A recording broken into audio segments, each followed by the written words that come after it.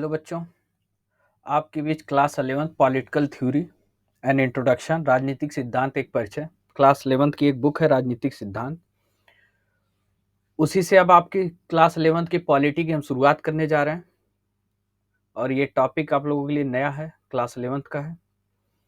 Indian constitution जो रहा है ज़्यादातर लोगों ने पढ़ रखा है, पॉलिटिकल थ्योरी लोगों के लिए एक नया सब्जेक्ट लगता है। ठीक है, तो आज की जो क्लासेस स्टार्ट कर रहा हूँ ये मतलब फर्स्ट लेक्चर है, क्लास 11 का है।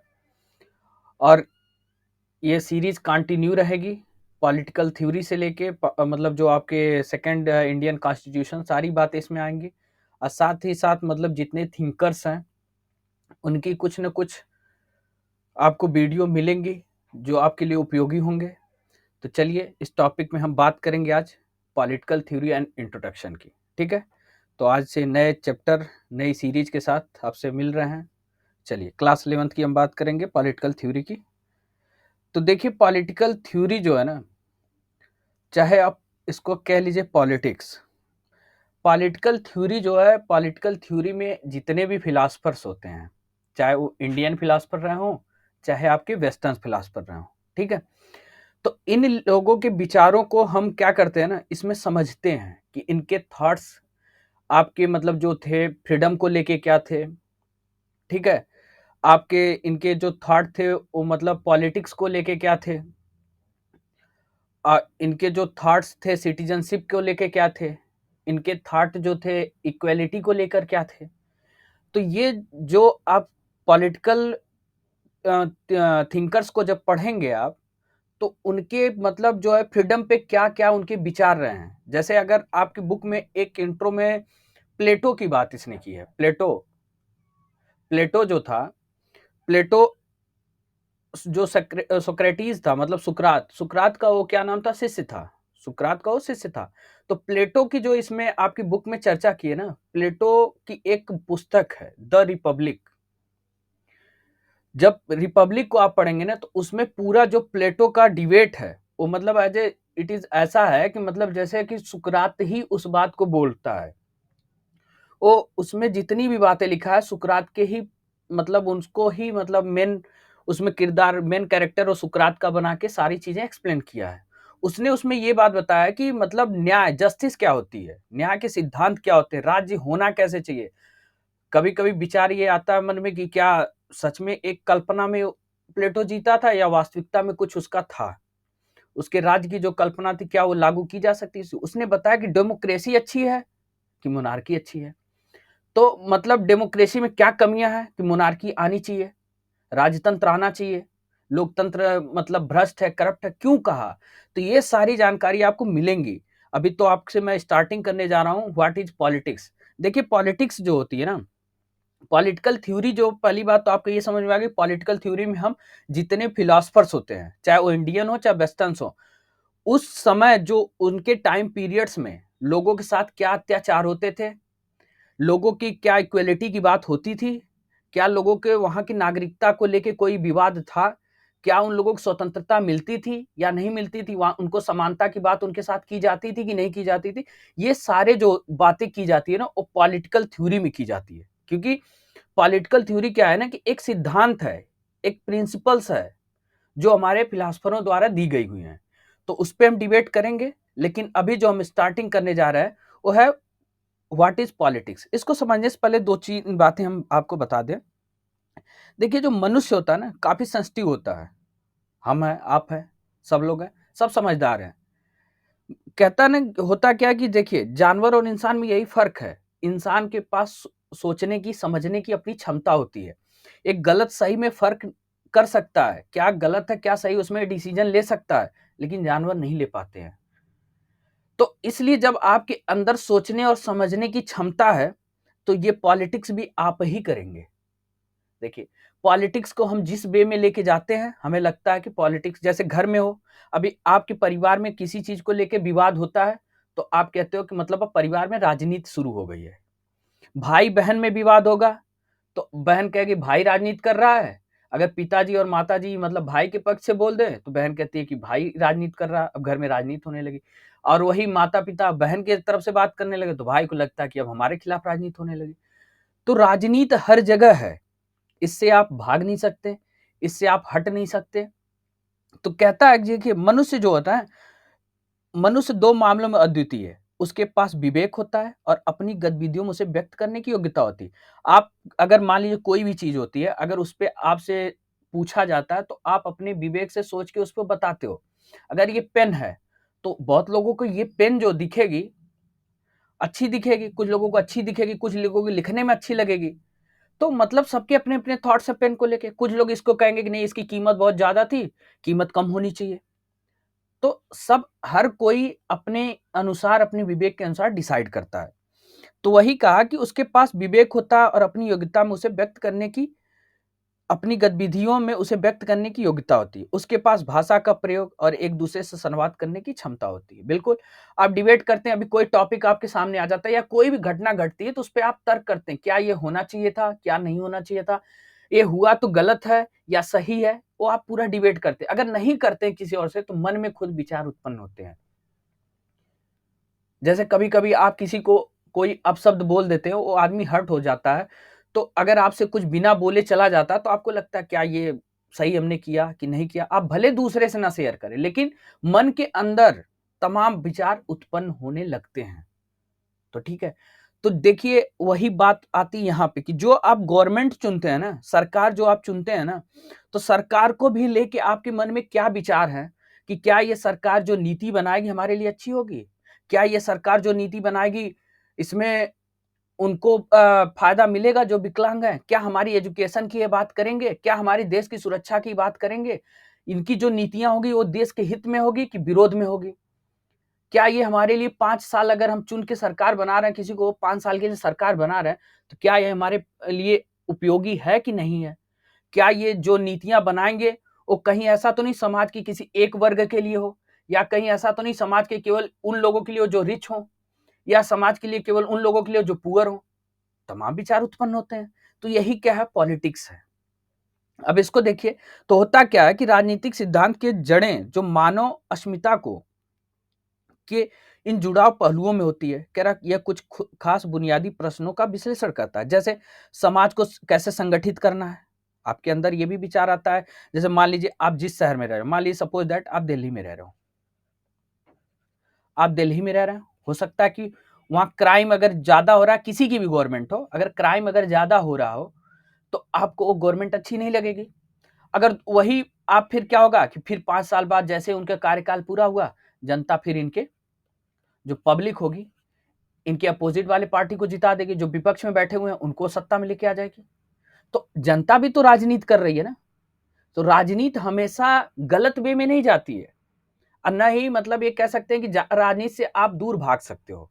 ये आपको हर जगह मिलेगी और आपको इसमें इन्वॉल्व होना ही पड़ेगा। जैसे देखिए यहाँ पे कहा कि मतलब सरकार का सर्वश्रेष्ठ रूप कौन सा है। अब सर्वश्रेष्ठ रूप की बात किया कि सरकार का सर्वश्रेष्ठ रूप कौन सा है। सबसे बड़ी बात यह है कि जो हम जब गवर्नमेंट हम चुन लेते हैं ना, तो कहते हैं कि सरकार जब हमने चुन लिया तो उसका सर्वश्रेष्ठ रूप क्या है। सर्वश्रेष्ठ रूप की मतलब क्या, ये आपके पक्ष में बात कर रही है या विपक्ष, इससे जनता को लाभ हो रहा है कि इसके आने से जनता को नुकसान हो रहा है। सर्वश्रेष्ठ रूप का मतलब यह है कि सरकार क्या मतलब, ये लोकतांत्रिक बढ़िया है कि मतलब कम्युनिज्म बढ़िया है, कि मतलब आपकी डिक्टेटरशिप अच्छी चल रही है, कि मोनार्की अच्छी, कि सरकार की किस बात की हम बात करें। मोनार्की अच्छा है कि डेमोक्रेसी अच्छा है कि डिक्टेटरशिप अच्छा है, क्या अच्छा है, ये तो भी डिसाइड करना ही पड़ेगा। तो ये कैसे डिसाइड होगा, उनकी नीतियों से डिसाइड होगा।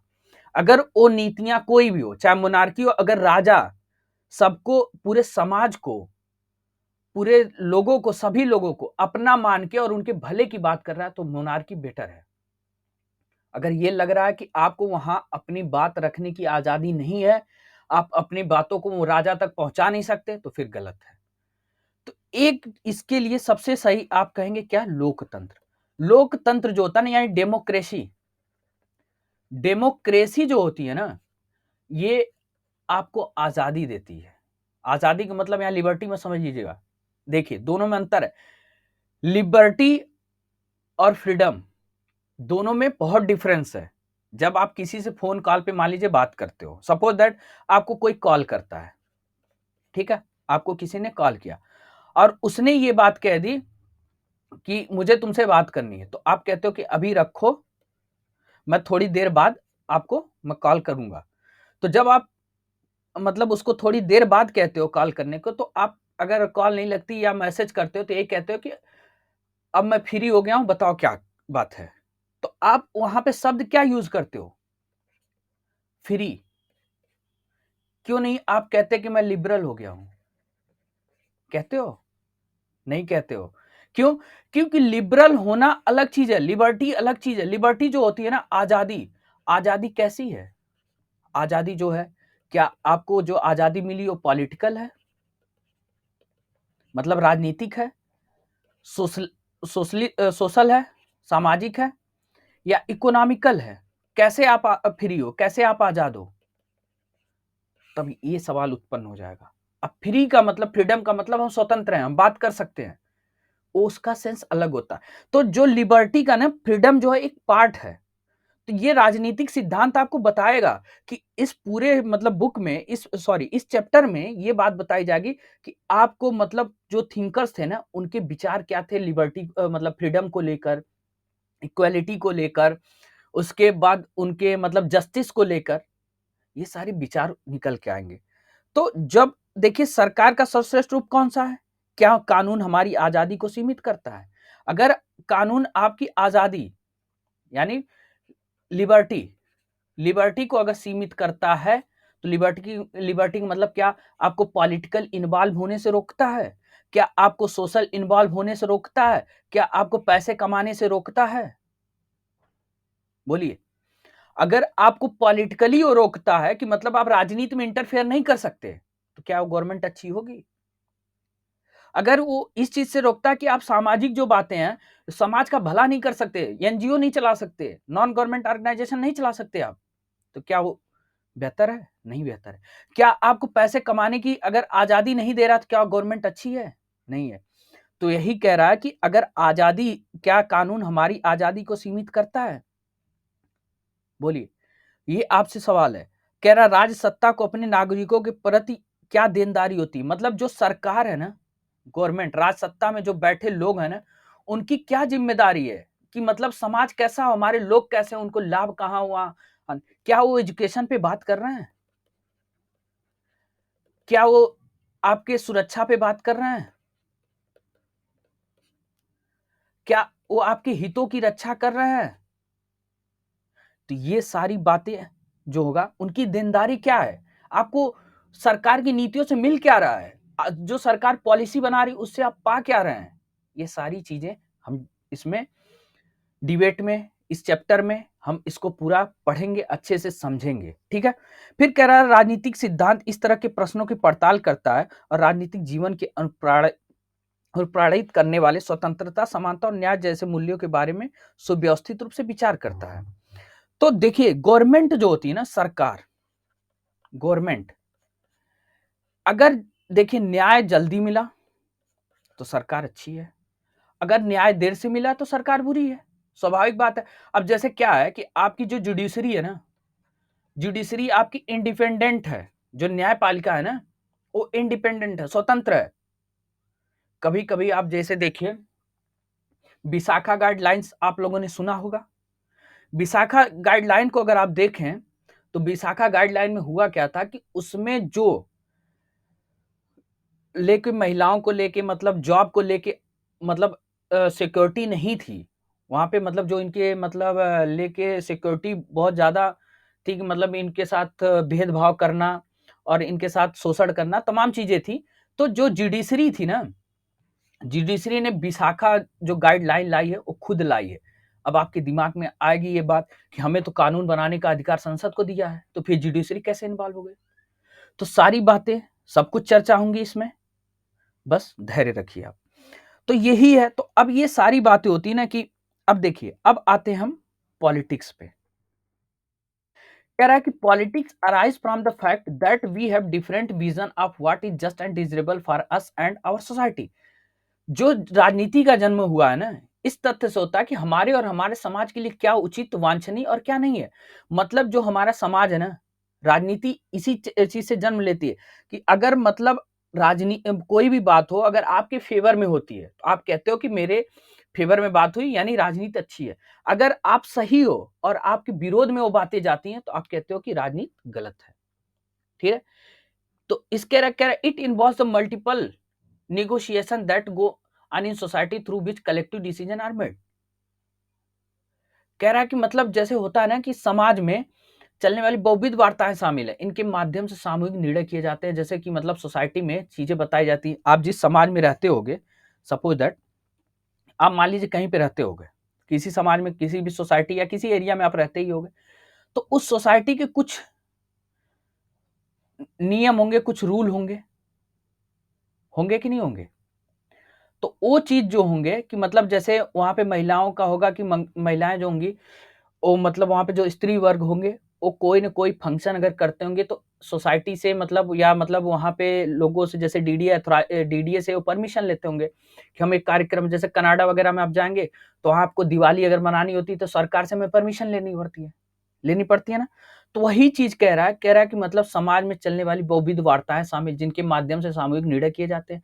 तो अगर गवर्नमेंट उस समाज, जैसे कनाडा की हम बात कर लें, वहां दीपावली मनाने की परमिशन ले, तो उसको ये लग रहा है कि ये समाज जो है ना अपने धर्म को अगर शांति से मना रहा है, तो वो चीजें बहुत सी गवर्नमेंट होती हैं, सारी गवर्नमेंट खराब नहीं होती, वो कुछ ना कुछ आपको मतलब आपके फेवर में बात करेंगी और आपको दे देंगी परमिशन कि आप ये चीज इंजॉय करिए। ठीक है, तो समाज की बात करेंगे। और दूसरी बात जो इसमें कहता है कि at one level it involves the government do and how they relate to the aspirant of the people to another level. It involves how people struggle and influence decision making. मतलब एक स्तर से इन वार्ताओं में सरकार के कार्य और इन कार्यों को जनता से जुड़ा होना शामिल होता है, तो दूसरे स्तर में जनता का संघर्ष और उसके निर्णय लेने के संघर्ष का प्रभाव। अब सिंपल सी बात समझिए कि देखिए, अगर आपने देखा होगा कि जब राजनेता यानी कोई पॉलिटिशियन जो होगा ना, जब राजनेता चुनाव लड़ता है ना, राजनेता या पॉलिटिशियन जब ये चुनाव लड़ता है ना, तो इसको ये लगता है कि राजनीतिक जो पदाधिकारी, इनको हम कहते हैं, मतलब राजनीतिक के प्रकार क्या है, मतलब ये राजनेता जब चुनाव लड़ता है ना तो ये सोचता है कि जनसेवा जो है ना वो सबसे ज्यादा इंपॉर्टेंट है, जनसेवा ही राजनीति है। एक नेता के सेंस में बता रहा हूं, एक पॉलिटिशियन सोचता है जब वो नेता बनता है ना, राजनेता बनता है, चुनाव लड़ता है, तो वो जनसेवा पे विशेष ध्यान देता है। उसके लिए राजनीति क्या है? जनसेवा है। लेकिन अगर वही राजनीति दाव पेच वाली हो जाए, दाव पेच का मतलब ये है कि दल बदल हो जाए। जैसे मान लीजिए गवर्नमेंट में बहुत सी पार्टियां हैं, कोई पूर्ण बहुमत से हो, मान लीजिए किसी को 372 सीट मिली हो, इसमें से 172 कैंडिडेट निकल के चले जाएं, दूसरी पार्टी में चले जाएं, दूसरे दल में हो जाएं। जैसे मान लीजिए वर्तमान में बीजेपी है, कांग्रेस है, इसमें से कुछ लोग निकल के कांग्रेस में चले जाएं, 172 लोग। तो जब 172 लोग चले जाएंगे तो 200 बचेंगे, और हमें चाहिए कितने? 272 चाहिए बहुमत के लिए। तो इसके जो कैंडिडेट ना अगर अपने मतलब पार्टी को छोड़ के दूसरे पार्टी में चले जाते, तो हम कहते हैं कि ये राजनीति जो होता है दल बदल वाली राजनीति है, अच्छी राजनीति नहीं है। हमारे जो नेता वो भरोसेमंद नहीं है, एक कब पार्टी को बदल लेंगे, कोई गारंटी नहीं है इनकी, तब तो ये राजनीति आपके लिए बुरी लगेगी।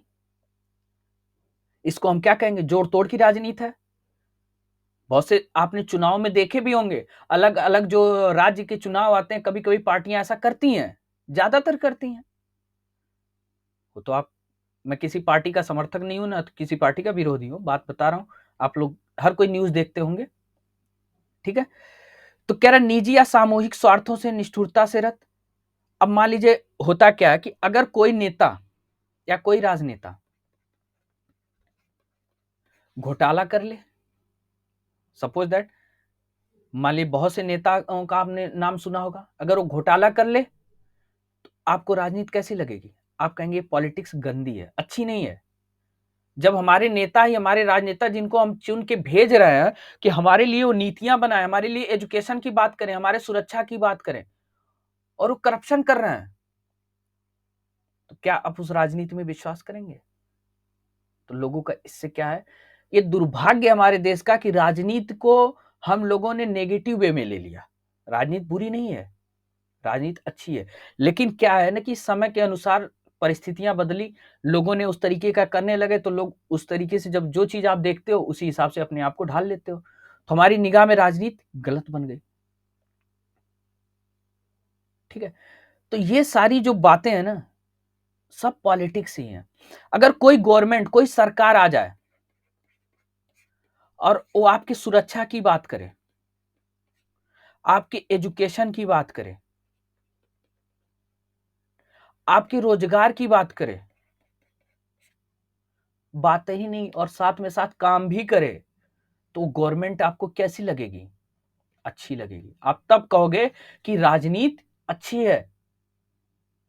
बात समझ में आ रही है हमारी? अगर वही करप्ट हो जाए, भ्रष्टाचार करे, घोटाला कर करके बैठ जाए, आप ही के पैसे को दबा लें, तो फिर वो राजनीति गंदी होगी। बहुत से लोग होते हैं ना कि देखिए, जब स्वार्थ वाली बात आती, अभी आप स्कूल में ही होंगे, सपोज दैट 11th में है तो स्कूल में ही होंगे, क्लास में आपके फ्रेंड्स होंगे ना, सिंपल भाषा में समझिए, आपके क्लास में फ्रेंड्स होंगे, तो जो फ्रेंड होंगे ना, कुछ दोस्त ऐसे होंगे जो आपके खिलाफ राजनीति करते होंगे, आपके खिलाफ, आपके मुंह पे तो बहुत अच्छा अच्छा बोलते होंगे, आप पीठ पीछे जाते ही, आप जैसे वहां से निकले, आपको आपके जो मतलब विरोधी होगा, या जो आपका मतलब जिससे आपकी नहीं बनती होगी, उससे कहेगा अरे वो तो बहुत बुरा इंसान था, वो तो ऐसे कहा, वो वैसे कहा। मतलब बहुत से ऐसे स्टूडेंट होंगे, तो क्या आपको अगर उस बात का पता चलेगा तो आप क्या कहोगे? ये मेरा जो फ्रेंड है ना, बहुत गंदी राजनीति करता है, कहोगे ना? अगर कुछ ऐसे फ्रेंड्स होंगे जो आपके जाने के बाद आपकी तारीफ करते होंगे, आप सही हो तो सही बताते होंगे, गलत हो गए तो आपके मुंह पे कहते होंगे नहीं तू गलत है, तो वो आपके दिमाग में क्या होता है, ये जो बात कह रहा है ना 100% सही कह रहा है, ये मेरे लिए हित में बात है, तब वहां वो जो राजनीति की बात करेगा उस अच्छी आपको लगेगी। ठीक है, तो देखिए, जैसे एक गांधी जी की बात हम कर लें, तो जो राजनीति का संबंध कह रहा है किसी भी तरीके से निजी स्वार्थ साधने के धंधे से जुड़ गया। बात सही है कि मतलब जैसे है ना पॉलिटिक्स, हम अब जनरली कोई भी बात होती है, हम चाहे क्लास में हो, चाहे घर पे हो, चाहे समाज में हो, चाहे देश में हो, कोई भी छोटी सी घटना हमारे साथ घटती है ना, तो हम कहते हैं कि राजनीति कर रहे हैं, हमारे खिलाफ जा रहे हैं। अभी कोई बात होती है तो आप कहते हो कि ये हमारे खिलाफ बात कर रहा है, यानी राजनीति कर रहा है, गंदी राजनीति कर रहा है। हम उसको किसी न किसी ढंग से, वो जुड़ गया है, व्यक्ति से जुड़ गया है, इसीलिए हम राजनीति को गलत मानने लगे। लेकिन वास्तव में होता क्या, राजनीति जो होती है ना, किसी भी समाज का महत्वपूर्ण अंग है, महत्वपूर्ण और अविभाज्य अंग है, क्योंकि इसके बिना कोई भी चीज संभव नहीं है। जो ये चैप्टर्स आप पॉलिटिकल थ्योरी पढ़ रहे हो ना, इसमें सरकार और व्यक्ति, इन्हीं की लड़ाई है। मतलब गवर्नमेंट और इंडिविजुअल्स, या इसको कह सकते हैं पर्सन, इन्हीं की लड़ाई है। क्यों? क्योंकि सरकार जो है, सरकार आपके लिए नीतियां बनाएंगी, तो आपको यह लगेगा कहीं मेरा फंडामेंटल राइट तो दबाया नहीं जा रहा है। अगर कहीं सरकार जो है ना आपके लिए मतलब ऐसी नीति बना दी जिसमें आपको एकदम मतलब आप कोई भी जॉब करें, आप जो चाहे वो आप इनकम के लिए मतलब वर्क करें, आपको अच्छी इनकम मिलने लगे। सरकार की नीतियां अगर एजुकेशन को लेके आए, सरकार की नीतियां देश की सुरक्षा को लेके आए, तो चीजें अच्छी हैं। लेकिन होता क्या ना कि व्यक्ति और सरकार कब आपस में टकराते हैं? जब बात आती है फ्रीडम, इक्वेलिटी, सिटीजनशिप, मतलब कहने के बाद स्वतंत्रता, समानता, नागरिकता, ये कुछ ऐसे मैटर हैं जिसपे गवर्नमेंट से रोज आए दिन हम सेटिस्फाई भी होते हैं, नहीं भी होते हैं, हमेशा डिबेट उठती है। जैसे सीए आया था, एनआरसी आया था, तो इसमें नहीं है कि सारे लोग खुश ही थे, आपने देखा तमाम धरना प्रदर्शन भी हुए उसके खिलाफ। और दूसरी बात, किसान आंदोलन भी देखिए आप। तो ये सारी चीज आप किस गवर्नमेंट में कर सकते हो जिसमें डेमोक्रेसी होगी? क्या आप मोनार्की में जाके कर सकते हो ना? जाइए सऊदी अरब में धरना प्रदर्शन करिए, नहीं कर सकते। जाइए उत्तर कोरिया में करिए, नहीं कर सकते। जाके चाइना में धरना प्रदर्शन करिए, वहां कहिए हमें फ्रीडम चाहिए, स्वतंत्रता चाहिए, हमें समानता चाहिए, नहीं कह सकते। क्यों? क्योंकि भारत जो है ना, भारत डेमोक्रेटिक कंट्री है, और यहाँ पे आपको आपके जो कॉन्स्टिट्यूशन है ना, संविधान जो है ना, आपको आजादी दिया है। किसकी? स्वतंत्रता की, समानता की, नागरिकता की, सबकी चीजें, सबकी बातें की गई है इसमें। तो आपको दिया क्या? फंडामेंटल राइट दिया है। ये ऐसा अधिकार है ना जो आपके लिए हमेशा हथियार का काम करता है। अगर जहां भी थोड़ा आपको लगता है कि आप इसका मतलब आपको हनन हो रहा है, आपके फंडामेंटल राइट को, मौलिक अधिकार को रोका जा रहा है, आप तुरंत कहां पहुंच जाते हो? फंडामेंटल राइट है ना, तो सुप्रीम कोर्ट आर्टिकल 32 और हाई कोर्ट आर्टिकल 226, ठीक है। मतलब इन दो आर्टिकल के तहत आप अपने मौलिक अधिकार की रक्षा के लिए, अपने फंडामेंटल राइट को बचाने के लिए आप सुप्रीम कोर्ट और हाई कोर्ट का दरवाजा डायरेक्ट खटखटा सकते हैं। आर्टिकल 32 को कॉन्स्टिट्यूशनल रेमेडीज कहते हैं इंग्लिश में, और हिंदी में कहते हैं संवैधानिक उपचार।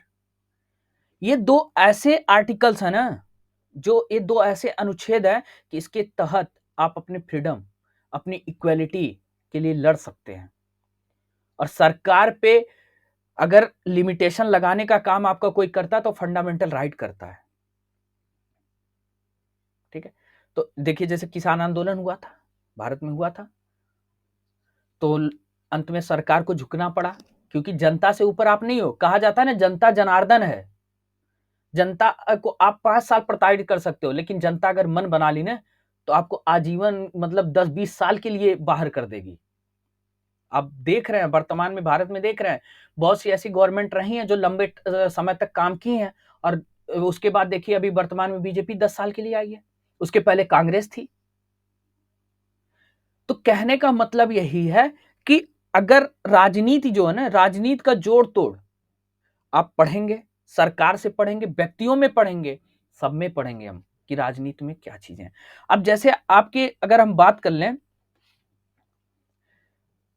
लें, जैसे गांधी जी की। गांधी जी ने एक शब्द बड़ा अच्छा बोला, उन्होंने कहा, गांधी जी ने ये कहा कि महात्मा गांधी ने एक बार टिप्पणी की थी कि राजनीति ने हमें सांप की कुंडली की तरह जकड़ रखा और इससे जूझने के सिवा कोई अन्य रास्ता नहीं है। ये सत्य है, क्योंकि आप घर से निकलोगे ना, तो आपको अगर पड़ोसी भी कमेंट कर देगा ना, अपनी मतलब कहीं आपकी शिकायत कर देगा किसी और से, या घर पे जाके अपनी आपकी मम्मी चढ़ा, अरे आपकी बेटी को देखा था, आपके बेटे को देखा था ऐसे घूमते हुए, तो आपके मन में तुरंत विचार उत्पन्न होगा कि देखो मेरे खिलाफ गंदी राजनीति करने मेरे घर पहुंच गया। तो आप कैसे बचोगे? किससे बचोगे? तो राजनीति को हमें किस में लाना? पॉजिटिव वे में लाना है। हर जगह राजनीति गलत नहीं होती है, हर जगह राजनीति सही भी नहीं होती है, लेकिन इस राजनीति को हम पॉजिटिव वे में पढ़ेंगे और इसको सही दिशा में ले जाएंगे। बात समझिएगा। तो जैसे इन्होंने बहुत सारी बात देखी, और दूसरी बात इन्होंने एक चीज का, राजनीतिक संगठन और सामूहिक निर्णय के बीच किसी ढांचे के बगैर कोई भी समाज जिंदा नहीं रह सकता है। आपको देखिए, अब बात को समझिएगा, जो लोग फंडिंग करते हैं, गवर्नमेंट चुनाव लड़ती है, बहुत से बड़े बड़े इंडस्ट्रियलिस्ट है, उद्योगपति हैं, वो क्या करते हैं? गवर्नमेंट को फंडिंग करते हैं, लाखों में करोड़ों में करते हैं। तो अगर गवर्नमेंट बन गई और उनका उससे कोई फायदा नहीं हुआ, उनको कोई सब्सिडी नहीं मिल रही है, उनको नुकसान हो रहा है, तो वो भी कहते हैं कि सरकार जो हमने बनवाई है मेहनत करके, वो भी उसको भर भर के गालियां देते हैं, कहते हैं ये मेरे लिए अच्छी नहीं है, ये राजनीति हमारे लिए गलत। तो देखिए, जो राजनीति है ना, सबके लिए अलग अलग है, सबके इसको लेकर सबकी विचार अलग अलग है। तो कह रहा है कि जब जनता आपस में वार्ता करती है और उन सामूहिक गतिविधियों में भाग लेती है जो सामाजिक विकास को बढ़ावा और सामान्य समस्याओं का समाधान करने में उद्देश्य को तैयार की होती है, तब कहा जा सकता है जनता राजनीति में संलग्न है। मतलब सीधी सी बात है कि अगर जनता जागरूक है, स्वाभाविक बात, जैसे आप क्या मान लीजिए, रोड है, बहुत से ऐसी जगह है जहां पे रोड अच्छे नहीं है, अगर वहां की जनता एक्टिव है तो आपको, रोड अगर नहीं बन रहा है, उसका ठीका होगा, उसका टेंडर पास हो चुका है, बहुत लंबे समय से वो ऐसे ही पेंडिंग पड़ा हुआ है, तो मतलब जो जनता है ना, वो चाहे तो सरकार से उसके लिए राइट टू इंफॉर्मेशन, आरटीआई, दाखिल कर सकती है। आरटीआई 2005 मतलब राइट टू इंफॉर्मेशन के तहत उस रोड के लिए सूचना ले सकती है कि क्यों, क्या दिक्कत है, क्यों अभी तक ये रोड बना नहीं।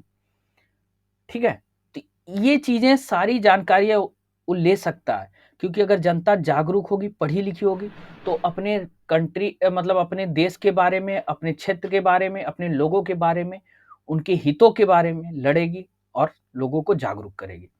तो जनता का बहुत बड़ा रोल होता है देश के विकास में। अगर जनता को लग रहा है गवर्नमेंट करप्ट है, इसको अगली साल हटा दो, तो हटा देगी और हटा के कोई अच्छी गवर्नमेंट लाने का पूरा भरपूर कोशिश करेगी। ठीक है, तो ये सारी बातें हैं।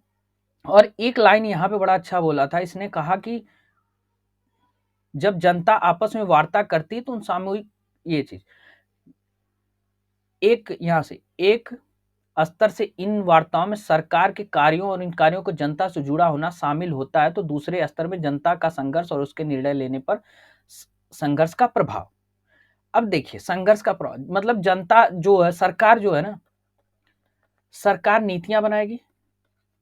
जैसे देखिए अभी किसान बिल बनी थी, इसके बारे में तो आप तो जानते ही होंगे। किसान बिल बनी, लेकिन किसानों को ये लगा कि ये हमारे लिए सही नहीं है, सही नहीं है, तो लोगों ने उसके खिलाफ, नीतियों के खिलाफ क्या किया, संघर्ष किया। और जब संघर्ष किया तो क्या हुआ, गवर्नमेंट, सरकार उसको वापस ली कि नहीं ली, सरकार उसको क्या की, वापस ले ली। तो वही चीज है कि अगर जनता एक्टिव है तो जनता और सरकार में मतलब संघर्ष तो होना ही होना, ये डेमोक्रेसी है, चलेगा, इससे आपको भागना नहीं है, बस आपको अपने अधिकार जानने हैं। आप राजनीति को हमेशा गलत वे में सोच के उससे दूर मत भागिए, इसमें इन्वॉल्व होइए। ठीक है, तो यही थी व्हाट इज पॉलिटिक्स। ये केवल आपको पॉलिटिक्स के बारे में थोड़ा इंट्रो दिया गया है। अब जब हम बात करेंगे नेक्स्ट टॉपिक पे, तो वो आपकी कौन सी होगी, why do we study in political theory, हम पॉलिटिकल थ्योरी में क्या पढ़ेंगे। तो ठीक है, तो राजनीतिक सिद्धांत में हम क्या पढ़ते हैं। अब यहाँ पे जो है राजनीति क्या है, व्हाट इज पॉलिटिक्स, यही आपके एग्जाम में आएगा, तो ये आप लिख लीजिएगा, यही मेन है। इसके बाद आप इसको एक्सप्लेन करना हो तो अपनी भाषा में करिएगा कि एक मतलब व्यवसाय के लिए क्या राजनीति है, एक इंसान के लिए क्या है, लोगों के लिए क्या है, वो आपको जो जितने भी उदाहरण दिए उसको आप लिखना चाहें तो लिख सकते हैं। कह रहा है why do we study in political theory. अब बात आती है कि इसमें हम पढ़ेंगे क्या, why do we study in political theory, political theory में हम पढ़ेंगे क्या, राजनीतिक सिद्धांत में हम क्या पढ़ते हैं।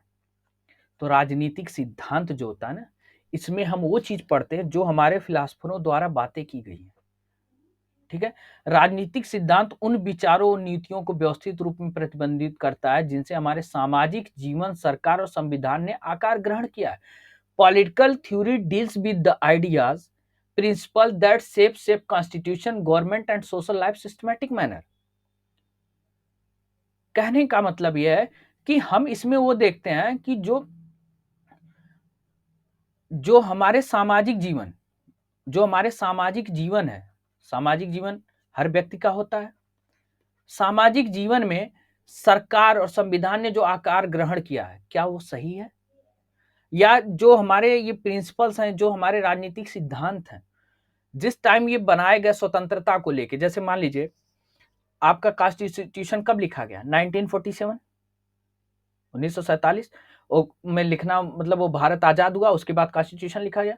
तो जो कॉन्स्टिट्यूशन आपका तैयार हुआ ना 1949 में, 1949 में, 26 नवंबर 1949 को, तो इसके पीछे क्या है ना कि जब ये आपके लिए कॉन्स्टिट्यूशन बना तो उसमें ये चीजें देखी गई कि क्या इसमें हमें ये चीज मिल रही है, स्वतंत्रता मिल रही है, समानता मिल रहा है, न्याय मिल रहा है, क्या ये लोकतंत्र की बात करते हैं, क्या ये धर्मनिरपेक्षता की बात करते हैं। तो अब राजनीतिक सिद्धांत में हम यही पढ़ते हैं कि जो ये प्रिंसिपल हैं, चाहे हमारे कॉन्स्टिट्यूशन के जो सिद्धांत हैं, हमारे सरकार की जो नीतियां हैं, बात समझिएगा, जो हमारे सरकार की पॉलिसीज हैं, जो हमारे सरकार की मतलब विचार हैं, जो हमारे संविधान में लिखी गई बातें, जो हमारे संविधान के सिद्धांत हैं, क्या उसमें हमें स्वतंत्रता मिल रही है, समानता मिल रही है, न्याय मिल रहा है, लोकतंत्र की बात की जा रही है, धर्मनिरपेक्षता है, क्या ये अवधारणाओं का अर्थ स्पष्ट करता है कि नहीं करता है? कह रहा है यह कानून का राज, अधिकारों का बंटवारा और न्यायिक पुनरावलोकन जैसी नीतियों की सार्थकता की जांच करता है। मतलब कानून का जो राज है वो क्या मतलब हमारे फेवर में है कि नहीं है? मतलब उससे हमारी कहीं स्वतंत्रता बाधित तो नहीं हो रही है, हमें समानता से दूर तो नहीं रखा जा रहा है, हमारे साथ न्याय हो रहा है कि नहीं हो रहा है? कह रहा अधिकारों का बंटवारा, अधिकारों के सबके राइट्स अलग अलग हैं। जैसे एक विकलांग व्यक्ति क्या एक दो पैर वाले व्यक्ति के साथ दौड़ सकता है जिसके एक पैर ना हो, और उसको मतलब रेस में खड़ा कर दें और कहें कि नहीं, जो मतलब दो पैर वाला व्यक्ति जो अच्छे से चल फिर सकता है, दौड़ सकता है, आप उसके साथ रेस लगाओ, आप जीत जाओगे? क्या ये संभव है? नहीं संभव। तो जो इसके लिए कुछ न कुछ अधिकार अलग से, कुछ न कुछ इसके लिए स्पेशल नियम्स बने होंगे, इसके लिए स्पेशल बातें की गई होंगी संविधान में कि ताकि इनको कुछ राइट्स मिले हों अलग से, कि ताकि ये दो पैर वाले व्यक्ति के साथ दौड़ सके। तो जो विकलांग व्यक्ति होगा ना, उसके लिए क्या बात की गई? रिजर्वेशन की। ऐसा नहीं कि रिजर्वेशन गलत है, बस रिजर्वेशन जो है सही जगह नहीं जाता। इस बात का ये दुर्भाग्य है कि जिसको चाहिए उसको वास्तव में मिल नहीं पाता है। रिजर्वेशन इसीलिए दिया गया कि ताकि विकलांग व्यक्ति को भी ला के दो पैर वाले व्यक्ति के साथ हम खड़ा कर सके, उसके साथ रेस करा सके। जो गरीब लोग हैं उनको भी हम थोड़ा जीवन में अच्छी जीवन जीने का अधिकार दे सकें, उनके लिए हम, उनको भी समानता की बात हो सके, उनके लिए भी न्याय की हम बात करें, उनको भी स्वतंत्रता मिले, इसलिए रिजर्वेशन आया। ठीक है। अब लोकतंत्र और धर्मनिरपेक्षता जैसी अवधारणाओं का अर्थ स्पष्ट करता है। ये कानून का राज, अधिकारों का बंटवारा और न्याय पुनरावलोकन जैसी नीतियों की सार्थकता की जांच करता है। न्याय पुनरावलोकन क्या होता है? आपके दिमाग में आएगा judicial review. What is judicial review? Judicial review होता है कि जैसे मान लीजिए लोअर कोर्ट ने कोई भी किसी को सजा दी, तो उसके खिलाफ हम हाई कोर्ट जा सकते हैं। हाई कोर्ट ने अगर मान लिया तो सुप्रीम कोर्ट जा सकते हैं, या तो हो सकता है कि अगर लोअर कोर्ट ने दिए तो लोअर कोर्ट में फिर हम उस केस के खिलाफ दोबारा भी तो याचिका दायर कर सकते हैं कि नहीं कर सकते हैं? कर सकते हैं। उस पे सरकार मतलब न्याय को मतलब कोर्ट को ये लगेगा, जुडिशरी को ये लगेगा नहीं, पहली बार निर्णय जो दिया गया था वो सही नहीं था, तो उस पे न्याय पुनरावलोकन कर सकती है, फिर से उसको सुधार कर सकती है। कह रहे नीतियों की सार्थकता क्या? यह इस काम को विभिन्न विचारकों द्वारा इन अवधारणाओं के बचाव में विकसित युक्तियों की जांच पड़ताल के जरिए करता है। जैसे Rousseau, Karl Marx, Gandhi ji राजनेता नहीं बन पाए, लेकिन उनके विचारों ने हर जगह पीढ़ी दर पीढ़ी राजनेताओं को प्रभावित किया। आज भी आप देखेंगे रूसो की विचारधारा चलती है, कार्ल मार्क्स की साम्यवादी विचारधारा चलती है, गांधी जी की भी बहुत सी फिलॉसफी आज लोग फॉलो करते हैं, अहिंसा की। आपको पता है अहिंसा की विचारधारा जो है उन्होंने कहां से लाई थी? वो बौद्ध धर्म से लेके आए थे। गांधी जी भागवत गीता पढ़ते थे, बौद्ध धर्म भी पढ़ते थे, इस्लाम को भी पढ़े हैं, हर चीज को पढ़े हुए थे। तो जो इन्होंने, गांधी जी ने जो अहिंसा का कॉन्सेप्ट लाया था वो बौद्ध धर्म से लाया था। तो ये सारी बातें जो है ना, ये आपको ध्यान में रखनी पड़ेगी। यही आपका क्या है, पॉलिटिकल थ्योरी में हम क्या पढ़ेंगे, हम जो आपके राजनीतिक सिद्धांत में क्या पढ़ेंगे? राजनीतिक सिद्धांत उन विचारों नीतियों को व्यवस्थित रूप को प्रतिबिंबित करता है। मतलब political theory deals with the ideas, principle the shape constitution, government and social life in systematic manner. Political theory जो राजनीतिक सिद्धांत है ना, कि हमारे सामाजिक जीवन में सरकार का, संविधान का क्या रोल है, हमें क्या ये जो इसकी मतलब हमारे कॉन्स्टिट्यूशन में जो क्या नाम स्वतंत्रता, फ्रीडम है वो सही है, उसकी मीनिंग क्या है? जो इक्वालिटी है उसकी मीनिंग क्या है? जस्टिस का मतलब क्या है? डेमोक्रेसी है कि नहीं हमारे कॉन्स्टिट्यूशन में? सेक्युलरिज्म की बात किया गया है कि नहीं किया गया है? ये सारी चीजों का अध्ययन हम करते हैं, यही हम राजनीतिक सिद्धांत में पढ़ते हैं। बात समझ में आए? तो इसलिए पढ़ते हैं कि जिस टाइम मार्क्स थे उस टाइम का क्या मतलब, उनकी मतलब लोगों के साथ भेदभाव होते थे, क्या इक्वलिटी थी? नहीं थी। मार्क्स की विचारधारा जो थी वो साम्यवादी विचारधारा थी कि हर कोई, हर चीज गवर्नमेंट डिसाइड करेगी कि किसके लिए क्या होना चाहिए, क्या नहीं होना चाहिए, ताकि मतलब गवर्नमेंट अगर सब कुछ में इन्वॉल्व होगी तो लोगों में भेदभाव कम होंगे। गांधी जी अहिंसा में विश्वास करते थे, तो सबके अपने अपने विचार थे, रूसों के भी अपने विचार थे। तो कहने का मतलब है कि उन नेताओं को आज हम पढ़ते हैं, उनके सिद्धांत को पढ़ते हैं, यही राजनीतिक सिद्धांत है जो हमें आने वाले समय में पीढ़ी दर पीढ़ी हम पढ़ेंगे भी, क्योंकि उसकी जरूरत है। ठीक है, तो कह रहा है कि जैसे हिंद स्वराज में वास्तविक स्वतंत्रता या स्वराज का अर्थ की विवेचना, गांधी जी की एक पुस्तक थी, आपको पता होगा, उसका नाम हिंद स्वराज में उन्होंने स्वराज और स्वतंत्रता की बात की है कि स्वतंत्रता होनी कैसी चाहिए। जैसे आप डॉक्टर बी आर अम्बेडकर को पढ़ेंगे तो डॉक्टर बी आर अम्बेडकर ने इस बात पे जोर दिया था, ये राजनीतिक सिद्धांत ही तो है, उनके प्रिंसिपल हैं, उनके सिद्धांत हैं। उन्होंने राजनीति को लेकर सिद्धांत की जो बात की थी ना, राजनीतिक सिद्धांत की, उन्होंने कहा था, बी आर अम्बेडकर ने क्या कहा था कि अनुसूचित जातियों को अल्पसंख्यक माना जाना चाहिए और उन्हें विशेष संरक्षण मिलना चाहिए, क्योंकि उनको पता था कि उनके साथ भेदभाव होता है। तो उनको अगर कोई फैसिलिटी दी जा रही है, कोई मतलब अधिकार दिए जा रहे, क्यों दिए जा रहे हैं? ताकि वो भी लोगों के बराबर आ सके। ठीक है, उन्हें भी विशेष संरक्षण मिले, छुआछूत खत्म हो। बात समझ में आ रही है आपको? तो गांधी जी के जो सिद्धांतों को अगर आप देखेंगे ना इंडियन कॉन्स्टिट्यूशन में, तो गांधी जी के सिद्धांत आपको मिलेंगे इंडियन कॉन्स्टिट्यूशन के, कहां मिलेंगे? डीपीएसपी में, directive principle of state policy वाले में, मतलब राज्य की नीति निदेशक तत्व में, नीति निदेशक तत्व में, यहां पे राज्य के नीति निदेशक तत्व में आपको गांधी जी की झलक दिखेगी, उनके विचार दिखेंगे। तो राजनीतिक सिद्धांत में हम क्या पढ़ते हैं कि हमारे जो हमारे लिए गवर्नमेंट कर रही है, हमारे लिए कॉन्स्टिट्यूशन कर रही है, क्या हमें स्वतंत्रता मिल रही, न्याय मिल रही, समानता मिल रही, लोकतंत्र मिल रहा है, ये सारी बातों का हम उसमें अध्ययन करते हैं। ठीक है, अब जैसे देखिए क्या था कि संविधान में स्वतंत्रता की गारंटी तो दी गई है, फिर भी हमें हरदम क्या होता है ना कि नई व्याख्याओं का सामना करना पड़ता है। जैसे देखिए एक आजीविका का अधिकार था, मतलब आजीविका का मतलब एम्प्लॉयमेंट, रोजी रोटी, रोजगार को, इसको जीवन के अधिकार में शामिल करने के लिए अदालतों द्वारा इनकी पुनर्व्याख्या की गई है कि लोगों को कम से कम उनके रोजगार की, उसकी आजीविका की बात करें। तो जब इसको हम जीवन के अधिकार में जोड़ेंगे तो जीवन का अधिकार आपका कहां आता है? फंडामेंटल राइट में आता है। अच्छा, फंडामेंटल राइट में आएगा, मौलिक अधिकार आएगा, तो हम उसके खिलाफ हाई कोर्ट, सुप्रीम कोर्ट जा सकते हैं। किस आर्टिकल के तहत? सुप्रीम कोर्ट जाएंगे तो 32, हाई कोर्ट जाएंगे तो 226, तो इनके तहत हम जा सकते हैं। तो उससे सरकार को भी समझ में आएगा कि हाँ, मतलब रोजगार कितना जरूरी है। तो हर किसी के लिए जो पॉलिटिकल थ्योरी है, राजनीतिक सिद्धांत है, बहुत जरूरी है। इसको समझना, इसको जानना बहुत जरूरी है। जैसे आज हम देखिए इंटरनेट का यूज करते हैं, इंटरनेट का आप यूज भर भर के करते हो ना? तो आपको पता है इंटरनेट का जो इस्तेमाल करते हैं उनको नेटिजन कहा जाता है। नेटिजन, उनको नेटिजन हम कहते हैं। तो देखिए जब आप इंटरनेट का इस्तेमाल, ऐसा नहीं कि इंटरनेट गलत है या अभिशाप है, नहीं, जब उसको सही दिशा में आप उपयोग करेंगे तो वरदान है, गलत दिशा में करेंगे तो जब होता क्या है कि आप नेट का यूज करते हो, नेट से बहुत चीजें, सोशल मीडिया पे वो बातें आई जो लोगों को आने में न्यूज़पेपर के द्वारा या मतलब लोगों को तक पहुंचाने में बहुत मेहनत लगती थी। अब सोशल मीडिया के द्वारा हमें तुरंत खबर मिल जाती है। लेकिन इसको क्या मतलब, इसको हम सीमित करें कि नहीं करें? अगर सीमित करते हैं तो लोगों के अधिकार छीने जाएंगे।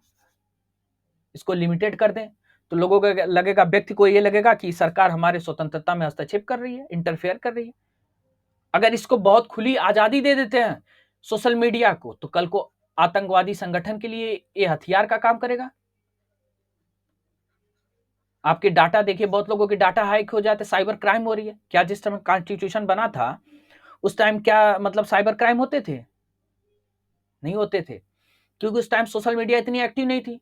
तब तो लोगों के पास वो टेलीफोन रहता था, बहुत जो वीआईपी लोग होते थे, नहीं तो तार भेजा जाता था, चिट्ठी आती थी घर पे।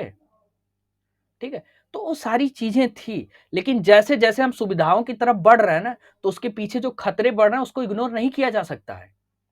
तो उसके लिए हमारी क्या नीतियां होनी चाहिए, क्या पॉलिसी होनी चाहिए, तो वो चीजें भी हमें बनानी पड़ेंगी। अगर सरकार किसी के प्राइवेट ईमेल में इंटरफेयर करती है, मतलब प्राइवेट ईमेल में झाँक ताक करती है, तो लोगों के व्यक्तिगत अधिकार का हनन कर रही है। लेकिन क्या सरकार को करना चाहिए, इस पे भी डिबेट है, क्योंकि हो सकता है बहुत से अगर ना करे तो कल को आतंकवादी संगठन जो है वो कुछ और करने लगे। प्राइवेट ईमेल में अगर सरकार को प्रतिबंध है कि नहीं इंटरफेयर कर सकते, तो तमाम पर्सनल मैसेज दूसरे को भेज के संगठन बना के कुछ भी कर सकते हैं देश के लिए। तो राजनीतिक सिद्धांत में इन प्रश्नों के संभावित उत्तरों के सिलसिले में हमारे सीखने के लिए बहुत कुछ है, और इसीलिए यह बेहद प्रासंगिक है। तो सरकार को ऐसी नीति, ऐसी पॉलिसी बनानी चाहिए, ऐसे जो मतलब फिलासफर की जो बातें उसको भी ध्यान में रखना चाहिए, क्योंकि जो अगर जैसे मान लीजिए आज के दौर में कोई फिलासफर पैदा होता, कोई दार्शनिक पैदा होता है, आज की डेट में कोई फिलासफर या दार्शनिक पैदा होगा, तो साइबर क्राइम के बारे में या साइबर की स्वतंत्रता के बारे में जरूर लिखेगा, इसके मतलब मेरिट्स डिमेरिट के बारे में लिखेगा। लेकिन क्या आप आज के 100 साल 50 साल पहले जाएंगे तो क्या कोई साइबर क्राइम के बारे में कोई फिलासफर लिखेगा? नहीं लिखेगा, क्योंकि उस टाइम वो सिचुएशन नहीं थी। लेकिन आज जो है इंटरनेट, सोशल मीडिया, बहुत सी ऐसी चीजें हैं कि इससे क्राइम भी हो रहा है, लोगों के फायदे भी हो रहा है, सारी बातें हो रही हैं। इन सारी बातों पे डिबेट करना अच्छी चीज है, करिए। यही सारी बातें आपके राजनीतिक सिद्धांत में बताई गई हैं। तो राजनीतिक सिद्धांत को क्या है, ये आपके स्क्रीन पे मैंने लिख दिया और मैंने समझा भी दिया। अब जो बात हम करेंगे ना, और नेक्स्ट टॉपिक में आपसे हम करेंगे putting political theory to practice, राजनीतिक सिद्धांतों को व्यवहार में उतारना, कैसे हम उतारेंगे इस पे हम डिबेट करेंगे।